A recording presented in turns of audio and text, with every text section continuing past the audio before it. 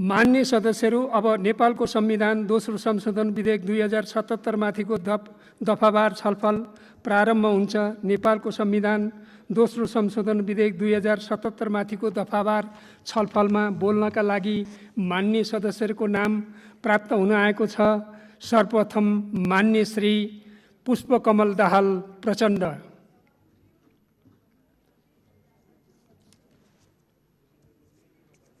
मान्य सरिता गिरी, के छ तपाईको संक्षिप्तमा राख्नु त।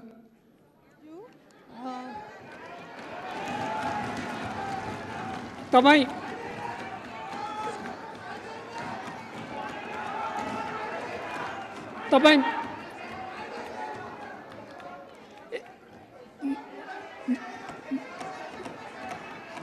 मैले तपाईहरुको कुरा बुझेँ, म रुलिङ गर्छु। रुलिङ गर्नुजेल तपाईहरु शान्त भइदिनु होला। प्रतिनिधि सभा नियमावली 2075 को नियम 112 मा उल्लेख भएका संशोधन सम्बन्धी शर्त पूरा नभएकोले तपाईको संशोधन सूचनालाई अस्वीकृत गरिएको छ। तसर्थ तपाईँ बस्नुस्। मैले समय दिएको छैन, तपाईँ बस्नुस्। मैले समय यहाँ बोल्नका लागि दिइसकेको छ। बस्नुस्, मैले रुलिङ गरिसकेँ। मैले स्वीकृत गरेको जानकारी दिएँ, तपाईँ बस्नुस्। मान्य सदस्य अगाडि जानुस्।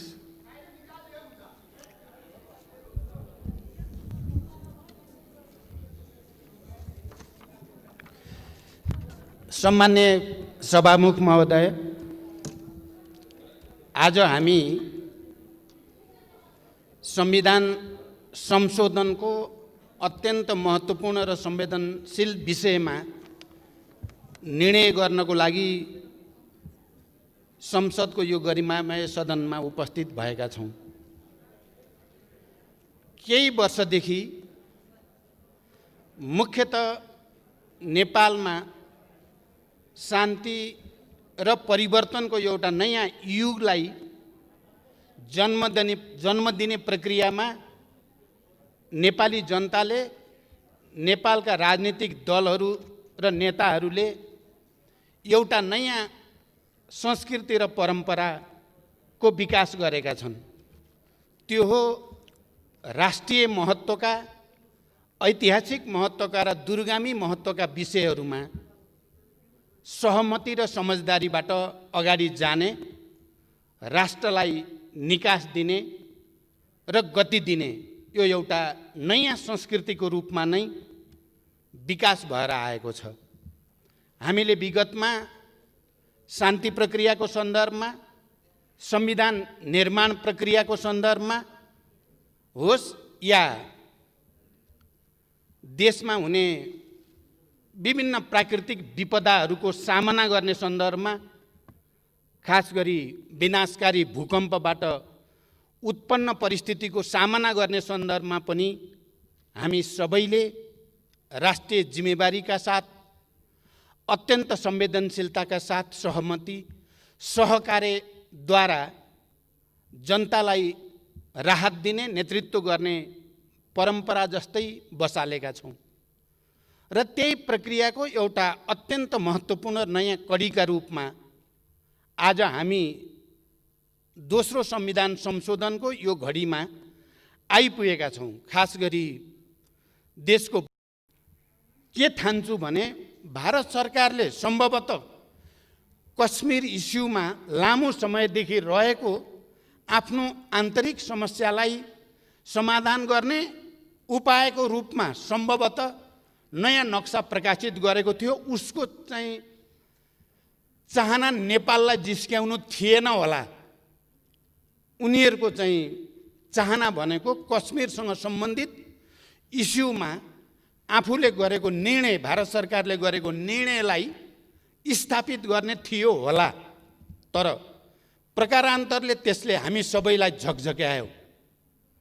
त्यो नक्सा आफ्नो ढङ्गले भारतले प्रकाशित गर्नु नयाँ नक्सा र विवादमा छ भनेको भूमिलाई पनि भारतले आफ्नै नक्सामा समेट्नु, किनकि पटक पटक यो विषय विवादित छ भनेर भनिसकेको सन्दर्भमा या त त्यो भूगोललाई समेट्दा नेपाल सरकारसँग पनि संवाद गरेर के गर्ने भनेको भए त्यसले समस्या समाधानको एउटा नयाँ बाटो खोल्न पनि सक्थ्यो।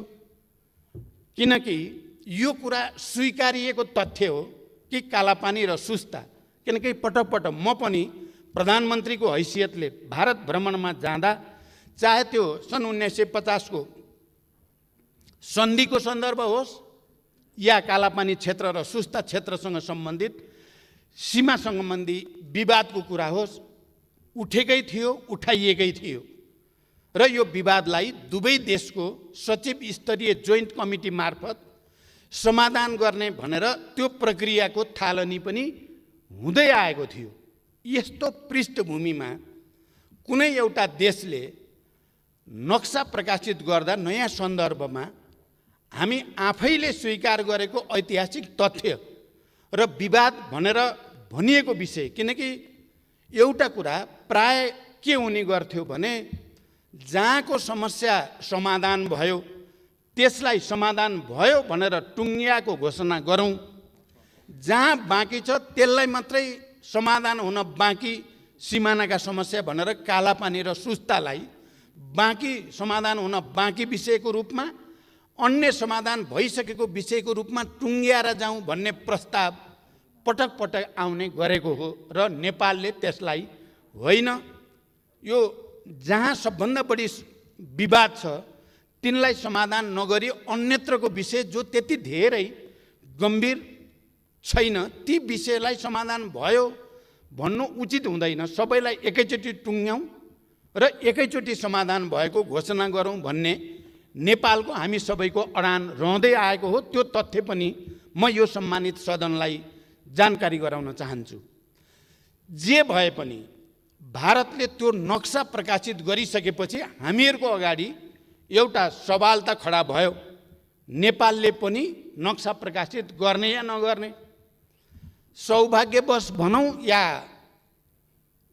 संयोगवश भनौँ, त्यति नै बेला हाम्रो दल, हाम्रो पार्टी नेपाल कम्युनिस्ट पार्टीमा एउटा सचिवालयको बैठकमा मलाई अध्यक्ष पनि अलि कार्यकारी भूमिका बढाउने भनेर भनिएको सन्दर्भ थियो र मैले स्थायी समितिको बैठकको नेतृत्व मङ्सिरको अन्त्य र पुसको पहिलो हप्तामा गरेको थिएँ। त्यो बैठकबाट र त्यसपछि माघमा दोस्रो बैठक केन्द्रीय समितिकै बैठक गरिएको थियो। त्यो बैठकबाट हामीले पार्टीको तर्फबाट हाम्रो नक्सा पनि प्रकाशित गरिनु पर्दछ। नेपालले पनि हामीले हाम्रो भूभाग जसमा हामी भित्र दुविधा छैन, नेपालीहरूको बीचमा कुनै विमति छैन, त्यो सर्वसम्मत भएको कालापानी, लिपुलेक र लिम्पियाधुरा यो भूभाग समेटेर नेपालले पनि नक्सा प्रकाशित गर्नुपर्दछ भन्ने निर्णय हामीले गर्यौँ र मैले पार्टी अध्यक्षको हैसियतले अर्को अध्यक्ष र प्रधानमन्त्री सम्माननीय प्रधानमन्त्री कमरेडलाई नक्सा प्रकाशित गर्ने बारेमा पार्टीका निर्णयहरूको जानकारी पनि गराउँदै आएको थिएँ। त्यसकारण यो नक्साको कुरा अहिले मात्रै उठ्यो, अहिले मात्रै टुङ्गियो भन्ने कुरा होइन। जति बेला भारतको तर्फबाट नक्सा प्रकाशित भयो हाम्रो जिम्मेवारी र दायित्व बन्थ्यो कि हामीले पनि नक्सा प्रकाशित गरौँ। हाम्रो ऐतिहासिक भूभाग समेटिएको सुगौली सन्धिद्वारा निर्धारित सिमानालाई समेटेर हामीले नक्सा प्रकाशित गर्ने कुरामा लागिराखेका थियौँ। अहिले प्रधानमन्त्रीजीले भनिराख्नु भएको छ, हामी त्यति बेलादेखि नै यो प्रक्रियाको तयारीमा चाहिँ लागेका थियौँ र मैले सर्वदलीय बैठकमा नि भनेको थिएँ। आज म सभामुख महोदय यो सम्मानित सदनलाई पनि प्रश्न गर्न चाहन्छु कि सर्वदलीय बैठकको बेलामा पनि हामीले नक्सा प्रकाशित गर्नुको साथसाथै भारतसँग वार्ताको निम्ति, संवादको निम्ति पहल बढाएर लानुपर्ने हुन्छ। मैले प्रधानमन्त्रीजीले ड्राफ्ट गरेको डिप्लोमेटिक नोट मलाई पनि पढ्ने अवसर प्राप्त भयो। प्रधानमन्त्रीजी र मैले सँगै पनि त्यसलाई हेऱ्यौँ। त्यो बडो जिम्मेवारपूर्ण भाषामा स्ट्रङली वार्ताको निम्ति अपिल गरिएको छ र त्यो वार्ता प्रधानमन्त्री लेभलमा त राजनैतिक खालको वार्ता हुन सक्छ, तर हाम्रो जोइन्ट कमिटी लेभलमा चाहिँ फेरि गम्भीर वार्ता गरेर यो समस्या समाधान गर्नुपर्छ भनेरै लेखिएको थियो र मलाई विश्वास थियो छिटै वार्ता हुन्छ।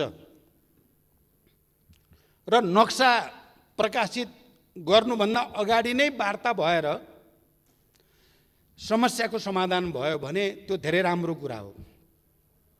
कहीँ न कहीँ त्यसका विभिन्न विकल्पहरूमाथि छलफल सुरु भयो भने पनि त्यो ऐतिहासिक कुरा नै हुन्छ भन्ने मेरो विश्वास पनि थियो। तर वार्ताको प्रक्रिया चाहिँ अगाडि बढ्न सकेन। मैले पटक पटक पठाइएका चिठीहरूको बारेमा पनि सरकारबाट जानकारी पाइरहेकै थिएँ, तर वार्ताको प्रक्रिया सुरु हुन सकेन। र बरु उल्टै भारतको एकजना जिम्मेवार नेता र सरकारका जिम्मेवार मन्त्रीबाट त्यही विवादित भनिएको भूमिबाट जाने गरी बाटो निर्माणको उद्घाटन भयो। त्यो उद्घाटन पनि लकडाउनको बेलामा। त्यो वार्ताको बारेमा नेपालले प्रस्ताव अगाडि बढाइरहेकै थियो। त्यसको बारेमा सकारात्मक पहल र त्यसको निम्ति तत्परता प्रदर्शन गर्नुको सट्टा झन् उल्टै त्यही भूमि छिरेर मानसरोवरसम्म जाने बाटोको उद्घाटन गरिदिँदा हामी सबैलाई अझ बढी उद्वेलित, अझ बढी तरङ्गित र आम नेपालीहरूको राष्ट्रिय भावनालाई त्यसले अलिअलि चुनौती दिए जस्तो पनि, अलिकति उद्वेलित बनाए जस्तो पनि हामी सबैलाई महसुस भयो नै। त्यसकारण मैले सर्वदलीय बैठकमा पनि भनेको थिएँ र आज म यो सम्मानित सदनलाई पनि भन्न चाहन्छु, प्रकारान्तरले त्यो नक्सा प्रकाशित गरेर र त्यो बाटो उद्घाटन गरेर भारतले हामी नेपालीहरूलाई एकताबद्ध हुन, आफ्नो गुमेको जमिन फिर्ता लिनको लागि अगाडि बढ्न नकारात्मक रूपले जो चुनौती दियो, म त्यसको लागि ती मन्त्रीहरू भारतका र ती नेताहरूलाई धन्यवाद पनि भन्न चाहन्छु। इतिहासको जिम्मेवारी पुरा गर्नको लागि हामीलाई घचघच्याउनु भयो तपाईहरुले त्यसो नगरेको भए हामी त अलि अर्कै तरिकाले समस्या समाधान गर्न चाहेका थियौँ। वार्ता संवादकै बाटोबाट नै यो समस्याको समाधान होस् भन्ने चाहेका थियौँ। तर आज हामी संविधान संशोधनको यो घडीसम्म आइपुगेका छौँ। यसको के अर्थ होइन भने र हुन हुँदैन भने हामी फेरि भारतसँग कुनै खालको दुश्मनी चाहेका छौँ त भन्दा बिल्कुल छैनौँ। हामी भारतसँग फेरि पनि यो समस्याको शान्तिपूर्ण कूटनैतिक र राजनीतिक संवादको माध्यमबाट समस्याको समाधान चाहन्छौँ। मलाई लाग्छ नेपाल सरकारले पनि र हामी कसैले पनि यो मुद्दालाई अनावश्यक प्रोभोकेसन गरेर समाधान नहुने दिशातिर लैजान चाहेका छैनौँ। बरु यसलाई एकपटक र सधैँका निम्ति समाधान गर्ने उपायको हामी खोजीमा छौँ। हामी राजनीतिक नेतृत्वमा भएका पार्टीका नेताहरू सबै गम्भीर छौँ। यो परिस्थिति नआइदिएको भए हुन्थ्यो। यो परिस्थिति आउनुभन्दा अगाडि नै वार्ता र संवादबाट समस्याको समाधान गर्न सक्नु पाएको भए हुन्थ्यो। हाम्रो तर्फबाट हामीले प्रयास नगरेको होइन। हाम्रो तर्फबाट हामीले अधिकतम प्रयास अन्तिम समयसम्म पनि गरेकै छौँ। आज संविधान संशोधन मार्फत हामीले संविधानमा यो लोगोलाई अहिले नयाँ नक्सा अनुसार अपग्रेड गरे पनि, संशोधन गरे पनि हामी भारत सरकारसँग फेरि पनि विनम्रतापूर्वक आग्रह गर्न चाहन्छौँ। हामी मित्रता चाहेका छौँ। हामी असल छिमेकीको एउटा नयाँ सम्बन्धको युगतिर लान चाहेका छौँ। हामी विकास र समृद्धिको नयाँ युगतिर नेपाललाई लान चाहेका छौँ र यसमा भारतको मैत्री र सहयोग अपरिहार्य छ। त्यसकारण म के भन्न चाहन्छु भने आज यो सम्मानित सदनबाट यो निर्णय सर्वसम्मत रूपबाट हुनु भनेको भारतसँग दूरी बढाउनु चाहिँ होइन, बरु भारतलाई यो समस्या समाधानको निम्ति अझ बढी घचघच्याउनु, उहाँहरूलाई अझ बढी प्रेरित गर्नु, उहाँहरू यो समस्याको सत्य तथ्यका आधारमा, ऐतिहासिक तथ्य तथ्याङ्क दस्तावेजका आधारमा समस्याको सदाका लागि समाधान गरेर एउटा असल मैत्रीको एउटा नयाँ चरणतिर लैजानको लागि एउटा वातावरण बनोस् भन्ने हाम्रो चाहना छ। म नेकपाको तर्फबाट यो कुरो बडो प्रष्ट भाषामा भन्न चाहन्छु। हामी हाम्रा छिमेकीहरूसँग, भारतसँग, चीनसँग एउटा सुमधुर मैत्री सम्बन्ध, सन्तुलित र हाम्रो स्वतन्त्र असंलग्न परराष्ट्र नीति अनुसारको एउटा नयाँ सम्बन्ध विकास गरेर हामी नेपाली जनताको समृद्धि र विकासको आकाङ्क्षालाई सम्बोधन गर्न चाहेका छौँ। र हामीले यहाँ आज राष्ट्रिय सहमति हो, यद्यपि हामी विचारधारात्मक रूपमा, राजनैतिक रूपमा विभिन्न पार्टीका छौँ, विभिन्न